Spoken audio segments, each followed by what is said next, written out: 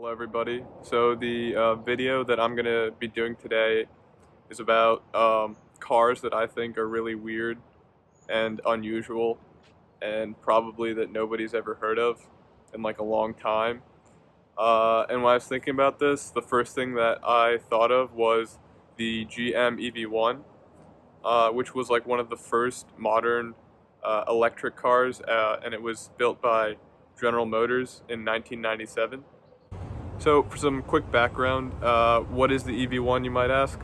The EV1 was GM's first attempt at an electric car, and like the name suggests, EV1 stands for Electric Vehicle 1, since it was the first mass-produced electric car. And as you can see in the picture, the entire car was designed for the purpose of being aerodynamic, and to have as little drag as possible to try and maximize your range from your car. And it kind of led to it looking kind of bad, at least in my opinion. And so when GM had to engineer it, they kind of had to sacrifice something, and that kind of just came down to how it looked. And even looking at the pictures of the inside of the car, this is what General Motors engineers thought that the future would look like, and that every single car's interior would look like this in 10 or 20 years. Obviously they were wrong. As you can see, this car had a very strange looking steering wheel.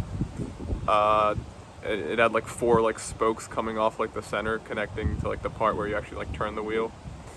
And it just looks really odd. And even like the center console had like a couple dozen buttons on it, like maybe like 20 or 30 different buttons. And it just like made it look really cluttered and strange. And even at the time, that's what people said, but it just looks even stranger like today.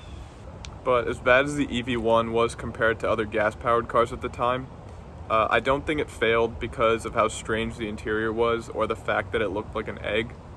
I think it failed because it was far too ahead of its time, and the technology for electric cars was still in its infancy, and it just wasn't ready yet.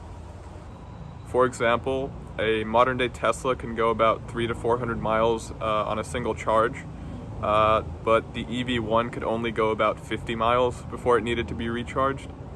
And it wasn't only the range, it was the fact that you couldn't really charge this car that easily. You could maybe use it to go around town and come home and then charge it overnight, but even that was kind of a stretch because it took about 15 hours to charge from dead to full. And there weren't any charging stations at the time, obviously, like there are now. So there weren't really that many options to actually use this like practically. And one more thing, before we go on, I just want to mention that GM never technically sold the EV1. They were lease-only vehicles, which meant you couldn't actually go and buy one. At the end of this lease period, General Motors actually wound up scrapping all of these cars, and there's pictures all over the internet of EV1s just sitting in junkyards, and they're like all rusted out now. And also, to elaborate on the lease which I mentioned earlier, it essentially meant that after a couple of years of monthly payments, you had to return the EV1 back to GM. And how much were those lease payments, you might wonder? It was $600 a month, or about $1,100 in today's money, which is adjusted for inflation. And obviously that's a lot of money.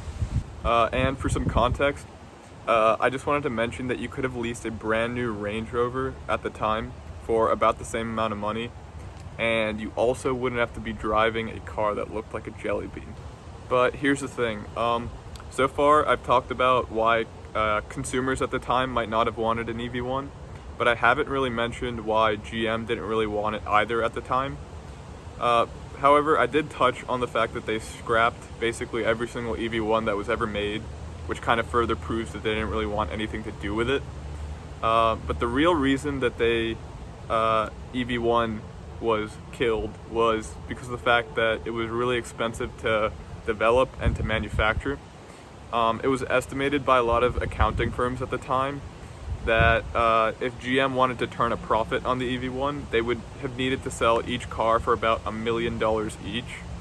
And obviously that just meant that the research and development costs of the EV1 were insanely high, which I suppose is to be expected since it was the first mass-produced electric car. But not to worry, the EV1 technically wasn't completely destroyed. GM saved about 40 units, and they gave them out to some museums. And believe it or not, a bunch of General Motors executives took them home, and I guess I don't know what they're doing with them. So yeah, and so that's been it. That's the GM EV1, the first electric car ever made. And now you can tell other people that Teslas weren't really the first actual electric car.